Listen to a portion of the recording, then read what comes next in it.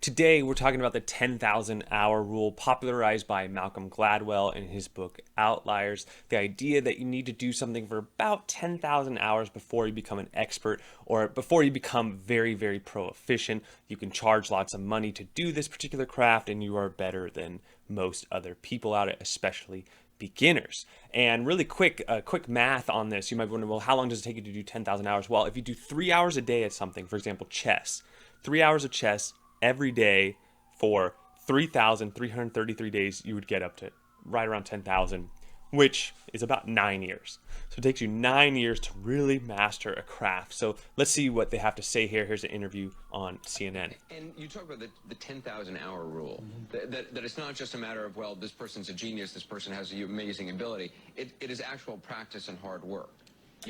So exactly, you can't just learn about something in a book. It requires a lot of deliberate practice. So a group of really brilliant psychologists in the field of expertise research have sat down and tried to figure out how long do you have to work at something before you become really good, right?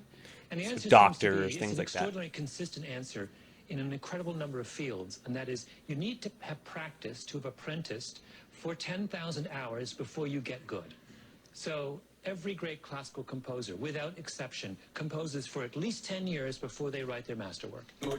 That makes sense, right? Anybody who's mastering a musical instrument, some people are going to learn faster, some people a little slower.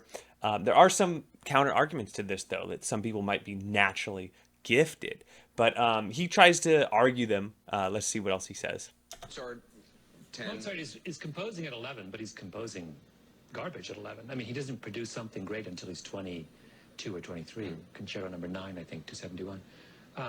If I asked you, how long did it take you when you were doing this job before you felt comfortable and good at what you were doing? 10 years at least. 10 years, yeah. So he's asking the broadcaster how much till you're comfortable in front of a camera. If you asked a teacher how long till you're comfortable teaching, and then he even mentioned Mozart, or Beethoven, right? A lot of them, when they were first starting out as a kid, they weren't very good, right? It wasn't that they became popularized until close to those 10 years. So again, like any rule, it's never exact. It's not a law. It's a general guiding principle that you need about 10,000 hours to become very good on average, right? And there might be some people that do it sooner, some people that take even longer. Same with me. It's an incredibly consistent finding, and it's really important because it says that we are far too impatient with people when we assess whether someone has got what it takes to do a certain job. We always want to make that assessment after 6 months or a year, and that's ridiculous. The kinds of jobs we have people do today are sufficiently complex that they require a long time to reach mastery. And what we should be doing is setting up institutions and structures that allow people to spend the time and effort to reach mastery, not judging them prematurely.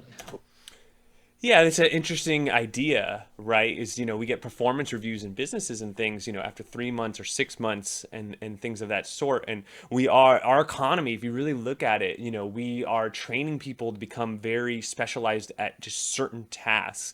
Hundreds of years ago, we would all know how to pluck a chicken and make our own food and grow our own tomatoes. But we live now in a world that's extremely specialized. And so just like all of you, if you're a student right now, you are currently they make you choose a major, right? They want you to go into some sort of direction where you can experience some kind of mastery in your craft. So that's the world that we live in currently.